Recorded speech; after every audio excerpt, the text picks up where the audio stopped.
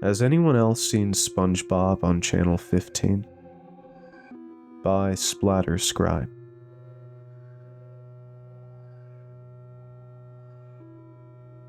I've never been the kind of parent who freaks out about screen time. I grew up on a steady diet of cartoons, video games, and whatever VHS tapes my parents could find at garage sales. My son, Evan, is 6. Bright, curious, a little stubborn. Most mornings he's up before me, plopped on the couch with a blanket and a bowl of cereal. A couple months ago, I noticed something different. I came out to the living room one Saturday, and he was watching SpongeBob, except it didn't look like SpongeBob. The colors were muted. The characters looked like they were made from paper cutouts, their mouths just opening and closing without matching the sound. Behind them was a real fish tank. Not animated, not a green screen, real water, real plants swaying, a couple of small fish darting around. It was on Channel 15. I didn't even think we had a Channel 15. Our guide skipped from 14 to 16, but there it was. No channel name, just a blank box where the info should be. I asked Evan what episode it was, and he said he didn't know, but it was his favorite. I figured it was some weird local knockoff or maybe an art project airing on public access. When I asked him to change it, he frowned and said, "I like this one better than the other SpongeBob. This one talks to me." The next few mornings were the same. I'd roll out of bed to the sound of that SpongeBob laugh. But it wasn't right. It had this wet, muffled quality, like someone laughing with a mouthful of water. Half the time you couldn't even make out the words, just that underwater gurgle, then a splash, then nothing. The episodes were weirdly slow. Jokes didn't land, scenes just stopped. SpongeBob and Patrick would stand there frozen while the camera held on the fish tank in the background. Real water. Real plants.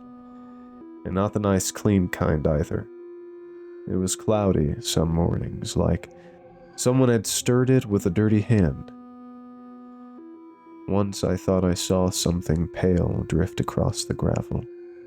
Not a fish. Something soft. One Saturday, I stood behind the couch for a while, watching over Evan's shoulder. SpongeBob was holding a net, staring straight at the camera. Didn't blink. Didn't move. I could hear water trickling somewhere, slow and steady, like a leak in the wall. Then he said it, clear as day. "Good morning, Evan." No laugh after, no smile, just flat. Evan didn't even flinch. I told myself it was just a weird coincidence, but later that day I caught him pouring water over his cereal instead of milk. When I asked why, he looked at me like I was stupid and said, "SpongeBob says milk makes you sink. Water makes you float." The next week, Evan started setting an alarm. 6 in the morning, every day. I'd hear the beep and the soft shuffle of his feet on the carpet as he headed for the living room. By the time I got out there, the TV would already be on channel 15. No fumbling with the remote. No channel surfing. Just straight to it. The show was changing. They still did the regular undersea bits, but now there were cut-ins. Quick shots that didn't fit.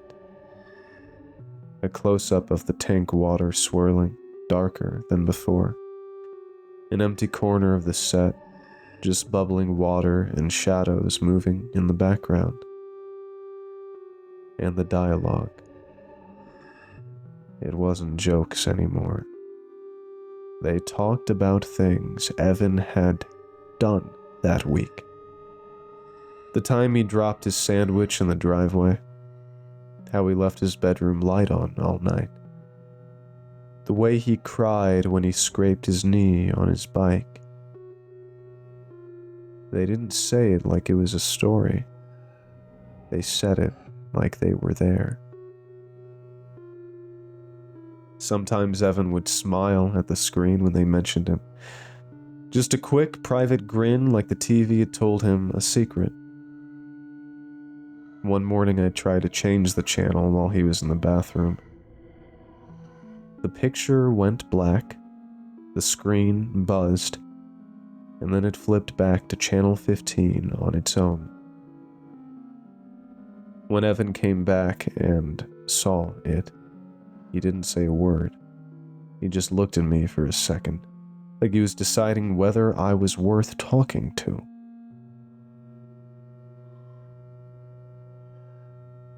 That night, after he went to bed, I pulled the cable box out and unplugged it. The next morning, the TV was on when I woke up. Channel 15. Evan was sitting there, cereal in his lap, and SpongeBob was saying, "Don't let him take me away again."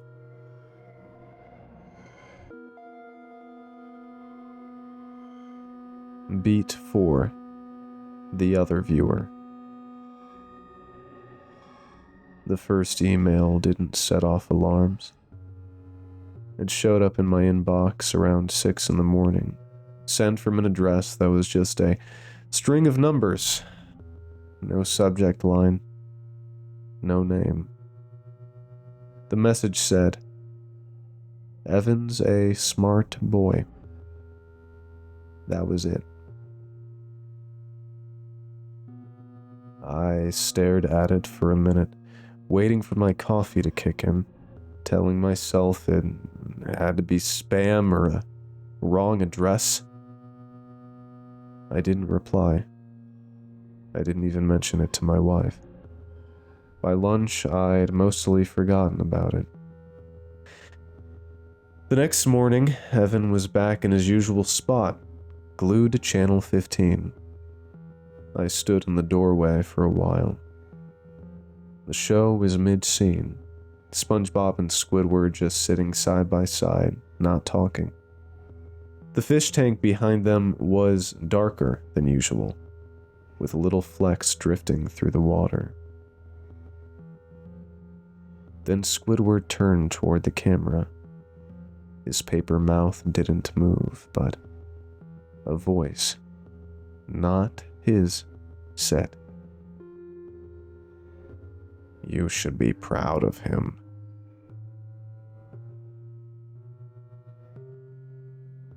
Evan smiled at the screen like they'd told him something funny. That's when the second email came in. He listens so well. This one had an attachment. It was a grainy photo of my living room, taken through the front window. The curtains were open just enough to see Evan on the couch, TV glowing in front of him. The timestamp matched that morning. I went outside and circled the house, looking for footprints in the dirt. But it had rained overnight. Everything was smooth. I didn't tell Evan. I didn't tell my wife either. I just unplugged the TV, hauled the cable box into my closet, and told Evan the channel was gone. He didn't argue. Just ate his cereal without looking at me, like he already knew. The next morning, I woke up to the sound of running water. I thought it was the sink. It was the TV. Channel 15. The cable box was still in my closet, but the screen was glowing.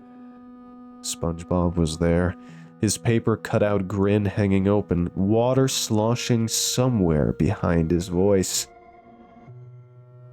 "I heard what he said, Evan." The gurgling voice said, "He doesn't want you to see me anymore. That's not fair."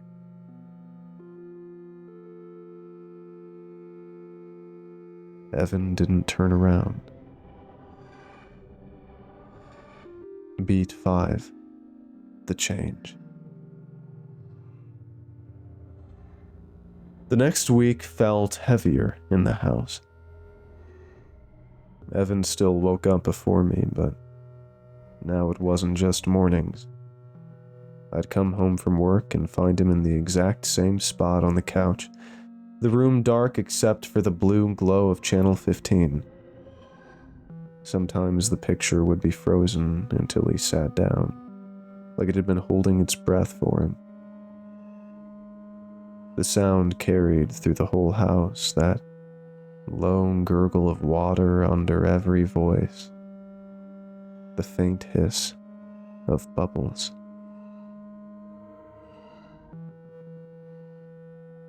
I tried to break the routine one afternoon. Told him to grab his jacket, we'd go to the park. He didn't look at me, just said, "It's almost time." I checked the clock. It was 3:14. "What's at 3:14? I asked. He shrugged without turning his head. "It's when they start talking to me."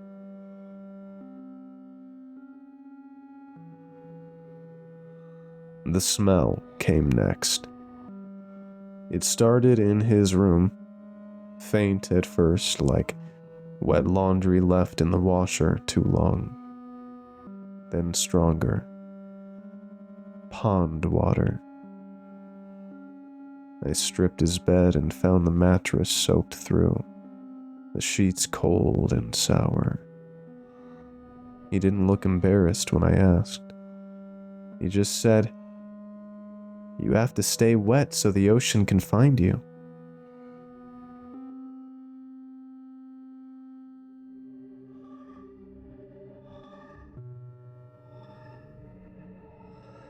I told him that was nonsense, but the way he said it didn't sound like he was repeating something. It sounded like he believed it. 2 nights later, I went into his closet to grab a blanket and stopped cold. He'd built something in there. At first, it looked like a messy pile. Shells, driftwood, smooth stones, bottle caps. Then I noticed the towels. Stacked and damp, heavy with that same pond smell. The whole thing was arranged in a lopsided mound, almost like a nest. Tucked near the back was a fish skeleton. The bones were brittle, yellow-white, still strung together by thin, translucent threads. I asked him what it was. "My reef?" he said without looking up from the TV. SpongeBob says it's almost done. He glanced at the empty space in the middle like he was saving it. It's missing the most important part, he murmured almost to himself. Then he went back to watching, as if I'd never been there. I told him to take it apart. He didn't move, didn't even glance my way. That night, I heard him talking in his sleep. His voice was low, bubbling, broken into little bursts like he was speaking underwater. I leaned in close enough to smell the damp in his hair. "Don't worry," he whispered. "I can keep her down." I didn't know who her was. Not yet.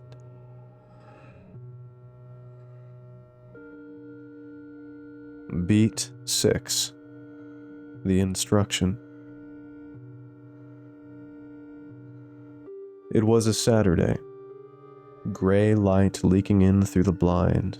The kind of day that makes the house feel smaller. Evan was already in the living room when I got up. He hadn't touched his cereal. The milk had gone warm and the flakes were swollen, breaking apart in little clumps. The TV light pulsed against his face in slow flashes, like it was breathing. Channel 15. The image was locked on the tank in the background, not the bright, fake one from the real SpongeBob. This was murky, the glass filmed over in a way that made the plants inside look limp, half rotted. Every now and then something small would drift past the lens. A shred of something pale, and the water would swirl around it before it sank. I told him he'd been watching too long. No reaction, just that slack posture, legs crossed under him, fingers pressed together in his lap like he was waiting to be called on in class. By noon, I'd given up trying to distract him. The sound from the TV followed me through the house. A faint hiss of bubbles under every word. The occasional soft click, like metal tapping glass. Around 3, the dialogue changed. I could tell even from the kitchen. The voices had slowed to a crawl, the gaps between sentences long enough that I thought the audio had cut out. I came to the doorway and stopped. SpongeBob and Patrick were on screen side by side. Neither of them moved. Behind them, the water in the tank heaved in slow, heavy waves. "Have you found it yet?" SpongeBob asked. "Yes," Evan said out loud. His voice was small, like he was answering a teacher. "Good," Patrick replied after a pause. "When the time comes, you'll have to be quick. She'll thrash." My skin prickled. "Who are you talking to, Evan?" He didn't answer. Didn't turn his head. The camera pushed closer to SpongeBob's face until his paper cutout eyes filled the screen. The edges were fraying, curling upward like they'd been damp for too long. "It's for the ocean," SpongeBob gurgled. "She'll float once you open her up." The words slid under my ribs like cold water. I stepped forward, grabbed the remote, and hit the power button. The screen went black. The hum stopped. And then the picture came back by itself. SpongeBob was still there, only now the tank behind him was empty. Just bare gravel and the faint outline of a handprint smeared against the inside glass. "You can't stop it now," he said. "It's already hers." Evan smiled without blinking. That night, I couldn't sleep. Every sound in the house felt like it had weight to it. The ticking of the clock, the faint creak of the floorboards as if someone small was moving barefoot in the hall. Around 3 a.m., I heard the bathroom faucet turn on. Just a slow, steady stream, like someone letting the tub fill inch by inch. No footsteps, no voices, just water running in the dark. Beat 7. The Act.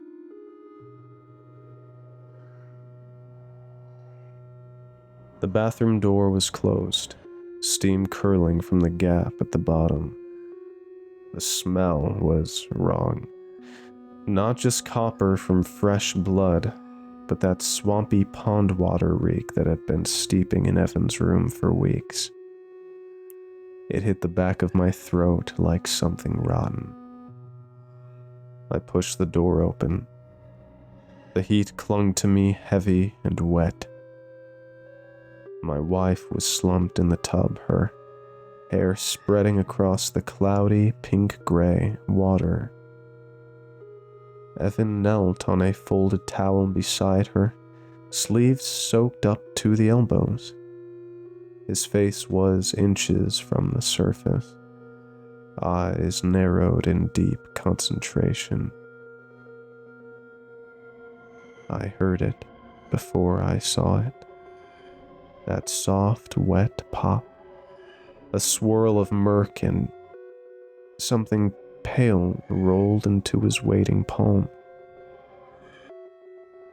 When he looked at me, he was holding her eye. The iris was clouded over, lashes clumped together, and a spill of thin red threads dangled from the back like roots torn from a waterlogged plant. He turned back without a word. Another pop. He lifted the second eye from the water, cupping them both like fragile marbles. I lunged for him, but my knee hit the side of the tub. My wife's head tilted back under my grip, her chin lifting toward the ceiling. And that's when it happened. Water poured from both empty sockets in thin, steady streams, tracing her cheeks like tears. The sound was gentle, almost polite, as it dripped back into the tub.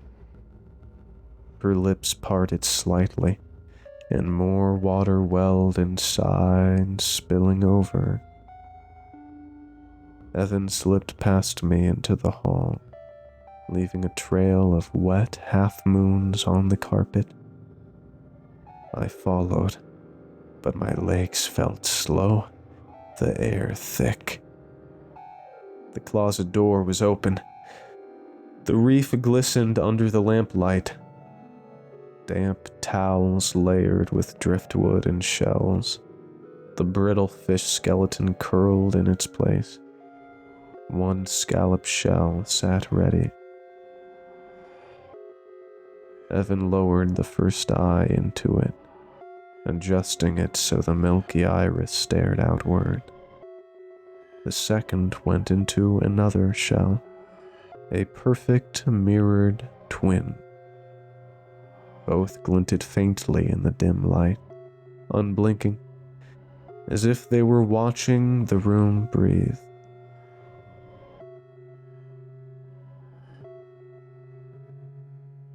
Beat 8. The ending.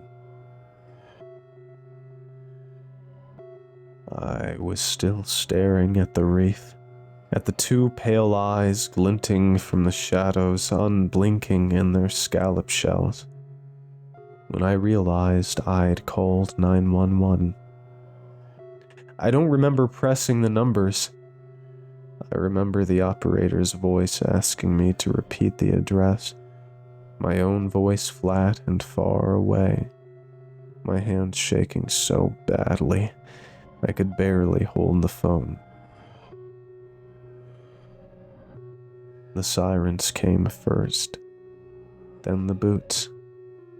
The house filled with strangers, uniforms, radios, gloved hands, wet footprints smeared into the carpet. A voice barked for someone to check the bathroom. An officer in a short-brimmed hat stepped in front of me. "Sir, I need you to come with me."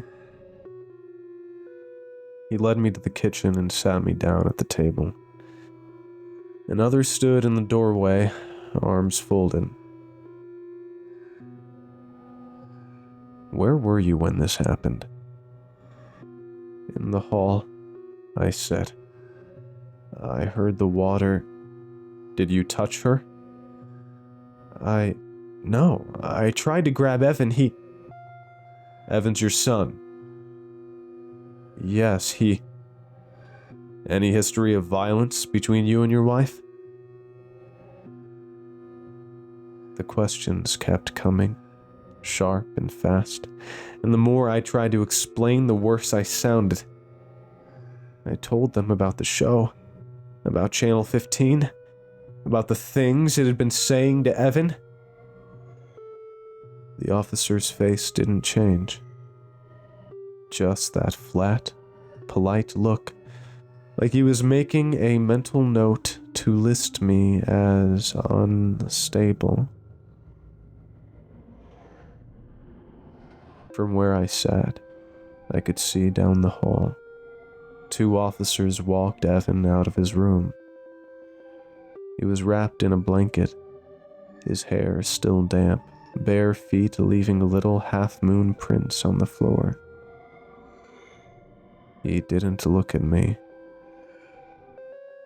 He was humming under his breath, the SpongeBob theme song, slow and off-key, each line trailing into the next. Hearing it like that made my stomach turn.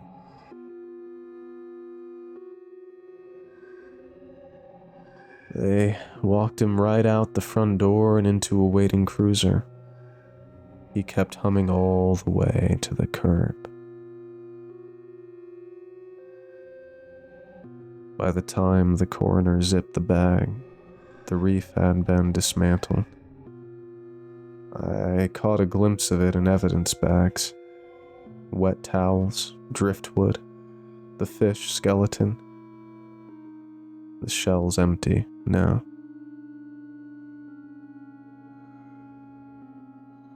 The house felt hollow when they left. I sat in the living room without turning on a light. The TV came on by itself. Channel 15. SpongeBob and Patrick stood in front of the tank. The water inside was crystal clear. 2 scallop shells rested on the gravel behind them. Inside each, an eye stared straight into the camera, the whites catching the light. They didn't blink.